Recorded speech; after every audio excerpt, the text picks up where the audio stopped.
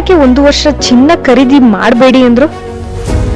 ಭಾರತದಲ್ಲಿ ಮದುವೆ ಇರಲಿ ಹಬ್ಬ ಇರಲಿ ಚಿನ್ನ ಖರೀದಿ ಆಲ್ಮೋಸ್ಟ್ ಕಂಪಲ್ಸರಿ ಅನ್ನೋ ಮಟ್ಟಿಗೆ ಇದೆ. ಆದ್ರೆ ಈಗ ಪ್ರಧಾನಿ ಮಂತ್ರಿ ನರೇಂದ್ರ ಮೋದಿ ಅವರು ಒಂದು ಶಾಕಿಂಗ್ ಅಪೀಲ್ ಮಾಡಿದ್ದಾರೆ. 1 ವರ್ಷ ಚಿನ್ನ ಖರೀದಿ ಮಾಡಬೇಡಿ ಅಂದ್ರೆ ಮೋದಿ ಯಾಕೆ ಈಗ ಹೇಳಿದ್ರು?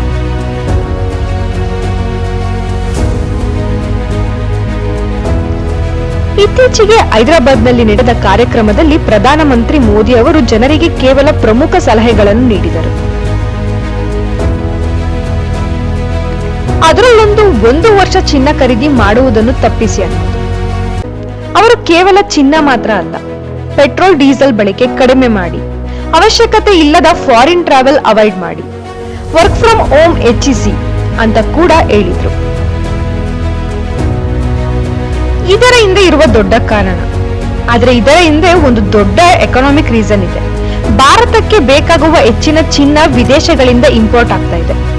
ಅದೇ ರೀತಿ ಪೆಟ್ರೋಲ್ ಮತ್ತು ಡೀಸೆಲ್ ಕೂಡ ಭಾರತ ಹೊರಗಿನಿಂದ ಬರ್ತಾ ಇದೆ.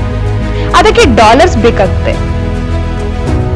ಈಗ ಮಿಡಲ್ ಈಸ್ಟ್ ನಲ್ಲಿ ನಡೆಯುತ್ತಿರುವ ಟೆನ್ಷನ್ ಕಾರಣದಿಂದ ಆಯಿಲ್ ಪ್ರೈಸಸ್ ಭಾರಿ ಏರಿಕೆಯಾಗಿದೆ.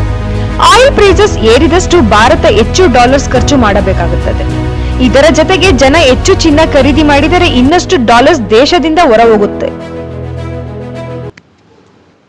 ರುಪಿ ಮೇಲೆ ಪರಿಣಾಮ. ಎಕ್ಸ್ಪರ್ಟ್ಸ್ ಹೇಳುವ ಪ್ರಕಾರ ಹೆಚ್ಚು ಇಂಪೋರ್ಟ್ಸ್ ಆದರೆ ಭಾರತದ ಫಾರಿನ್ ಎಕ್ಸ್ಚೇಂಜ್ ರಿಸರ್ವ್ ಮೇಲೆ ಪ್ರೆಷರ್ ಬರುತ್ತದೆ. ಅದರ ಪರಿಣಾಮವಾಗಿ ಇಂಡಿಯನ್ ರುಪಿ ವ್ಯಾಲ್ಯೂ ಕೂಡ ಕಡಿಮೆಯಾಗಬಹುದು.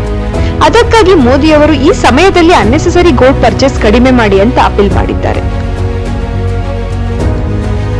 ಯಾಕೆ ಚಿನ್ನವೇ ಟಾರ್ಗೆಟ್ ಆಯಿತು? ಭಾರತದಲ್ಲಿ ಚಿನ್ನ ಅಂದ್ರೆ ಕೇವಲ ಜ್ಯುವೆಲರಿ ಅಲ್ಲ, ಇದು ಎಮೋಷನ್, ಇನ್ವೆಸ್ಟ್ಮೆಂಟ್, ಸ್ಟೇಟಸ್ ಸಿಂಬಲ್. ಮದುವೆಗಳಲ್ಲಿ ಚಿನ್ನ ಆಲ್ಮೋಸ್ಟ್ ಕಂಪಲ್ಸರಿ ಆಗಿದೆ. ಆದರೆ ಎಕಾನಮಿಸ್ಟ್ ಹೇಳೋದು ಏನಂದ್ರೆ ಗೋಲ್ಡ್ ಇಂಪೋರ್ಟ್ ದೇಶದ ಇಂಪೋರ್ಟ್ ಬಿಲ್ ಹೆಚ್ಚಿಸುತ್ತದೆ. ಒಂದು ಕಡೆ ಏರುತ್ತಿರುವ ಆಯಿಲ್ ಪ್ರೈಸಸ್, ಇನ್ನೊಂದು ಕಡೆ ಕುಸಿಯುತ್ತಿರುವ ರುಪಿ ವ್ಯಾಲ್ಯೂ. ಈ ಪರಿಸ್ಥಿತಿಯಲ್ಲಿ ಮೋದಿ ಕೊಟ್ಟ ಈ ವಾರ್ನಿಂಗ್ ಮುಂದಿನ ದಿನಗಳಲ್ಲಿ ದೊಡ್ಡ ಪರಿಣಾಮ ಬೀರುತ್ತದೆ. ಚಿನ್ನ ಅನ್ನೋದು ಭಾರತೀಯರ ಭಾವನೆ.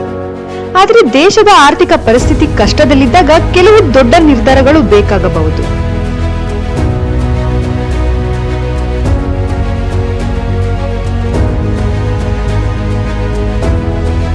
ಮೋದಿ ಅವರು ಹೇಳಿದ್ದು ಈ ಅಪೀಲ್ ದೇಶದ ಒಳ್ಳೆಯದಕ್ಕಾಗಿ ಇದೆಯಾ ಅಥವಾ ಇದು ಬರೋ ದೊಡ್ಡ ಸಮಸ್ಯೆ ಸೂಚನೆಯ?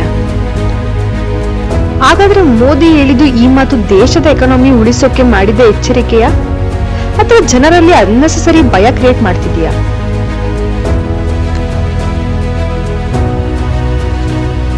ಇಂತಹ ಇಂಪಾರ್ಟೆಂಟ್ ಅಪ್ಡೇಟ್ಗಾಗಿ ಚಾನೆಲ್ ಸಬ್ಸ್ಕ್ರೈಬ್ ಮಾಡೋದನ್ನು ಮರಿಬೇಡಿ.